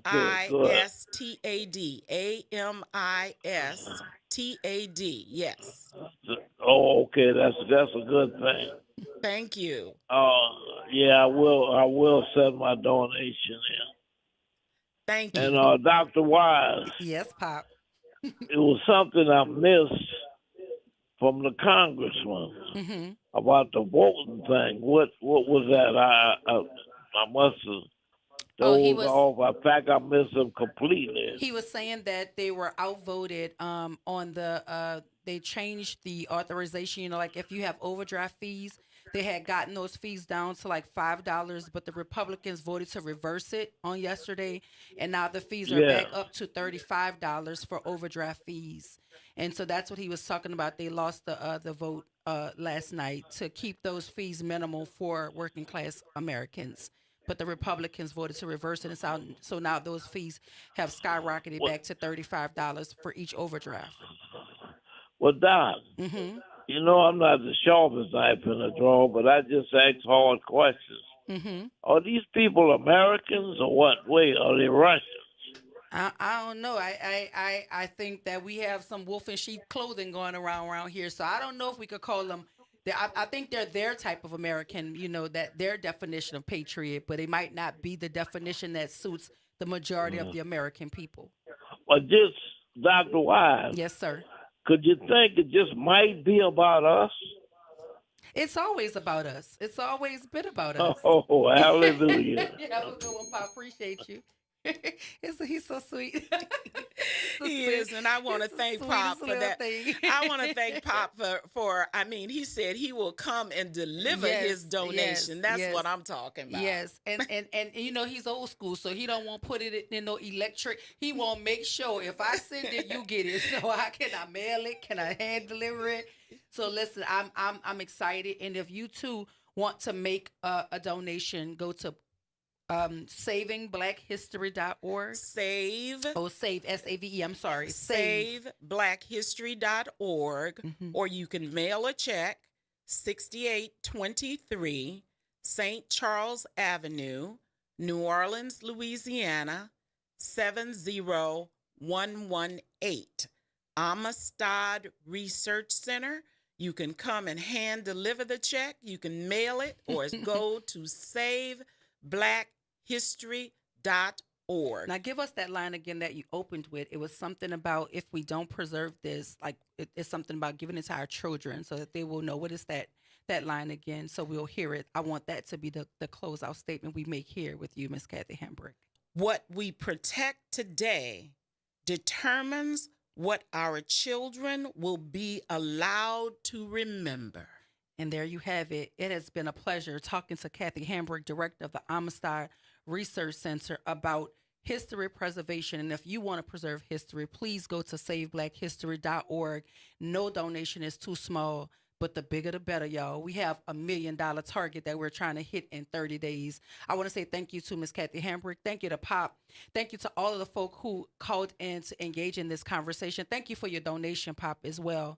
And again, SaveBlackHistory.org. Y'all stay with us. We'll have more conversations about how do we not only save Black history, but we save Black people right here at WBOK 1230 AM, what New Orleans is talking about all day long.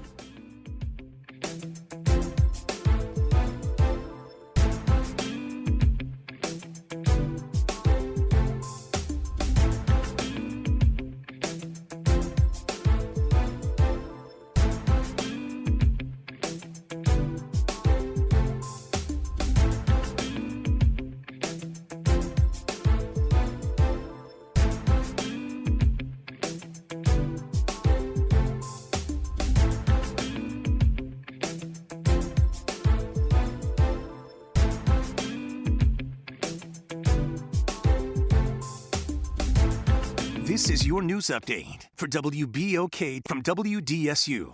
For all your news and weather, watch WDSU News, New Orleans' leader in live, local, late-breaking news. Today at noon and 4 p.m. Decent start and the sunshine sticks around. Highs today in the upper 70s to low 80s with clear skies. Light winds with low humidity are also expected. Tonight's lows in the 50s and the 60s, mostly clear.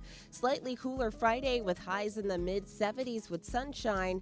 70s and 80s with clear skies this weekend. From the WDSU First Warning Weather Center, I'm Raven Richard.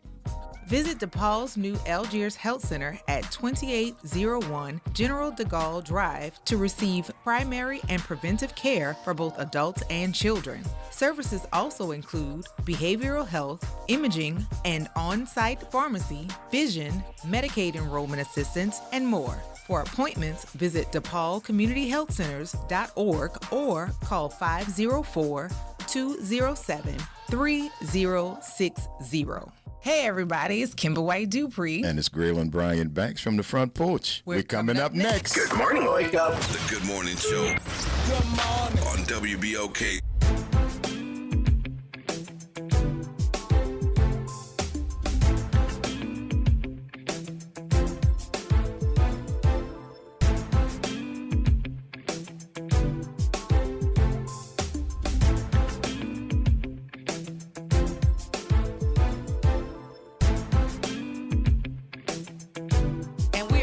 Welcome back to the Good Morning Show. I am your host, Dr. Ashanta White. I want to once again thank Miss Kathy Hambrick for joining us this morning. She's the director of the Amistad Research Center, talking about saving Black history and preserving Black history. And if you want to donate or get involved, go to SaveBlackHistory.org.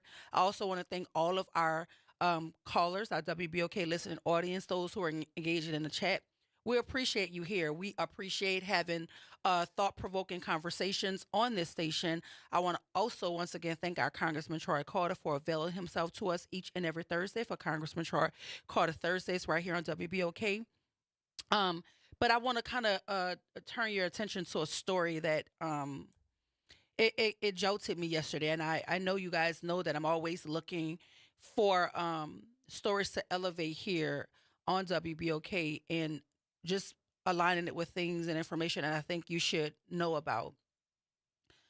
As an educator, I am a special educator as well. I am special education certified.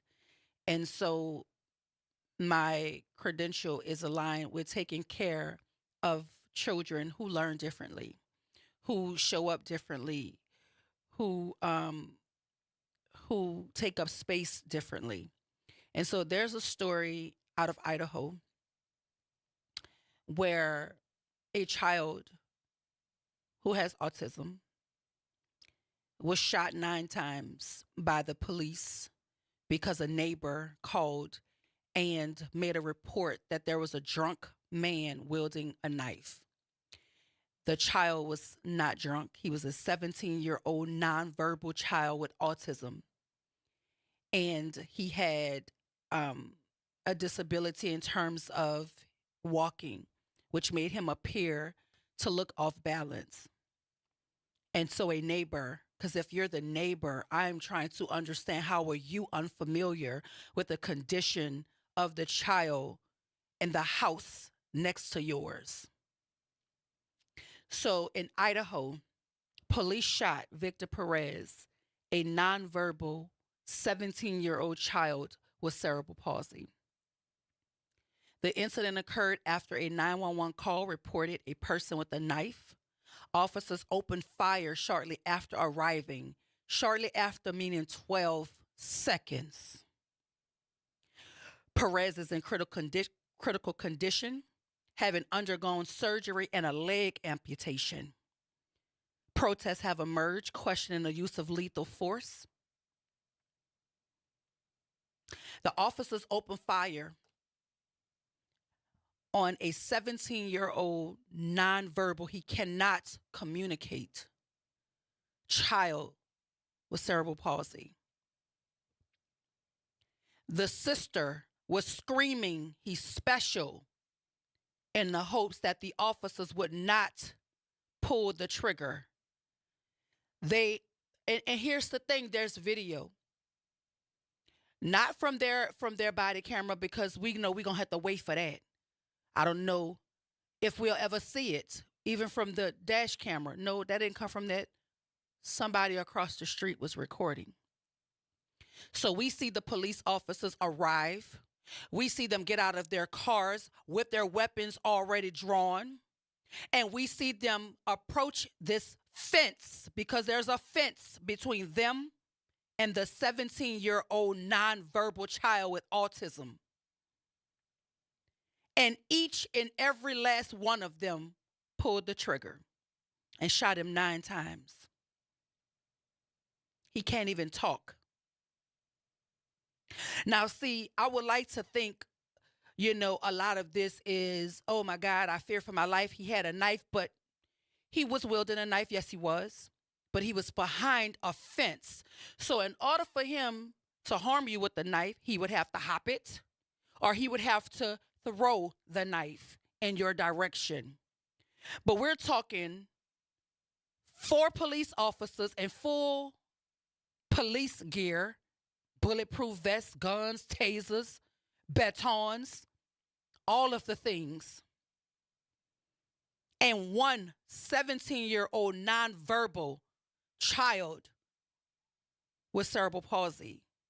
It's such a threat that all of y'all had to open fire on him, while his sister is screaming to try to save his life by telling you he's special. That's what she called him.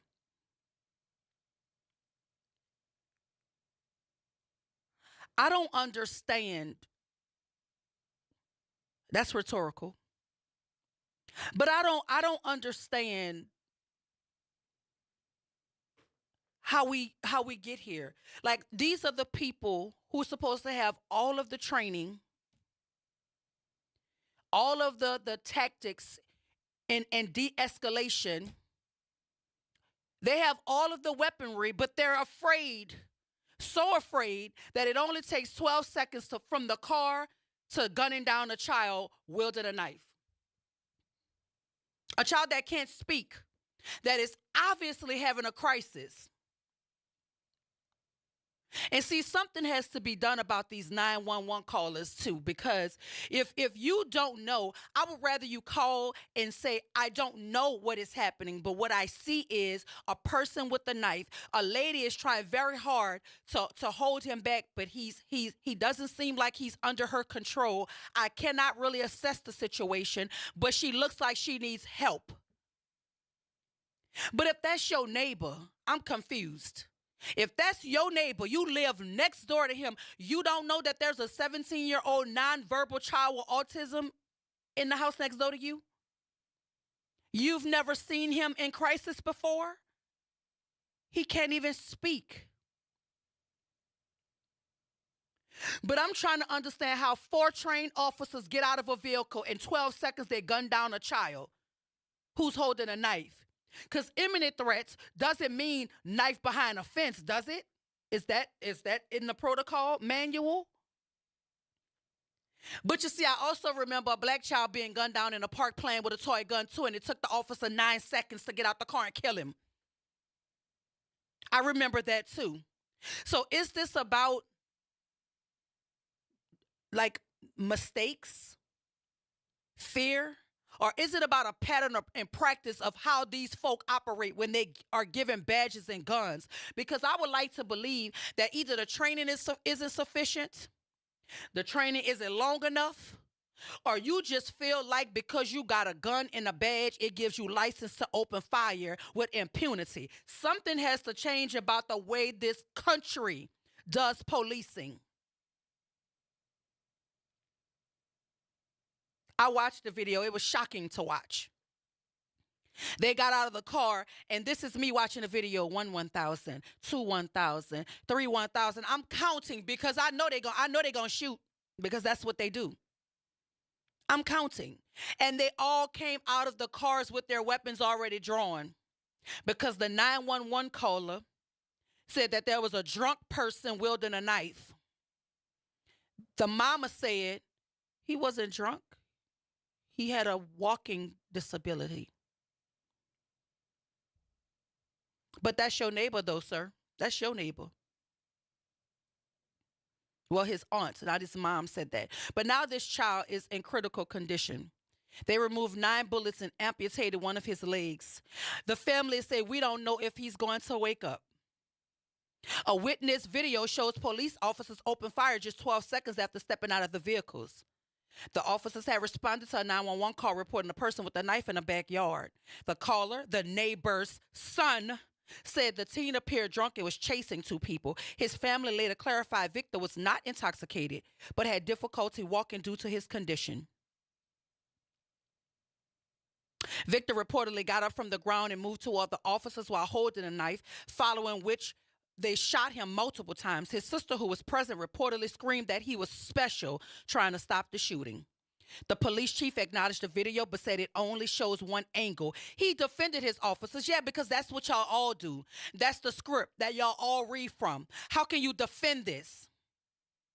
What is the training? What is the protocol? How do you defend it? Now they're protesting in Idaho. Protesting. Calling for improved training and how to handle situations involving people with disabilities. They know how to handle situations with people who don't have disabilities. All you have to do is be the right hue, and they know how to take you to Burger King and feed you a burger after you slaughter 9 people. In a church, they know how to do it. I've watched people wield machetes at the police officers, but when they're the right type of hue, they know how to back up. They know how to de-escalate. But seems to me when it comes to people of color, somehow all of that training becomes obsolete. It becomes de facto. It doesn't matter because they see free kills. That's what I believe. Because I've watched you do it. I watched a man run a police officer around the police car with a machete, and he never shot him, didn't even tase him. He was stepping back trying to calm him down. But you got a 17-year-old nonverbal child with autism that is separated by a gate, and you shoot him 9 times. All of them need to be fired and charged. Every last one of them. And I would like to look into the neighbor as well, because how you live next door and you don't know that there's a 17-year-old nonverbal child with autism? How do you not know what he looks like? You live next door, sir. Something in the water ain't clean. But all 4 of these officers need to be fired and face charges. And if the supervisor believes that there's nothing wrong with what he saw and he's defending them, he needs to be put on leave too. Or he needs to be demoted. He needs to be reassigned.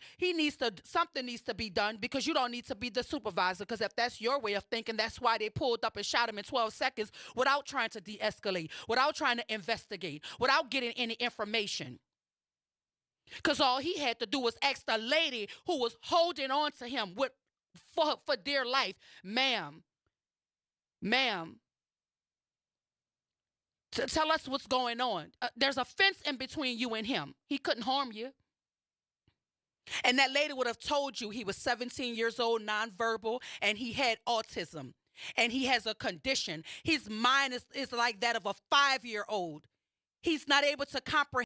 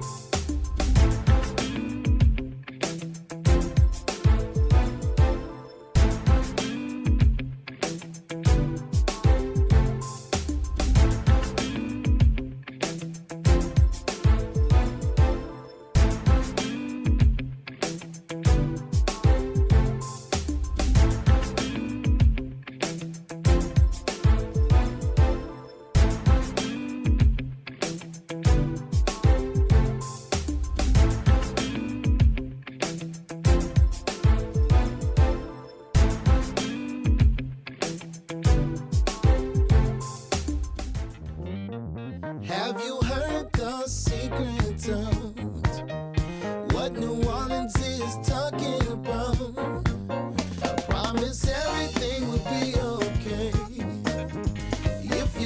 been here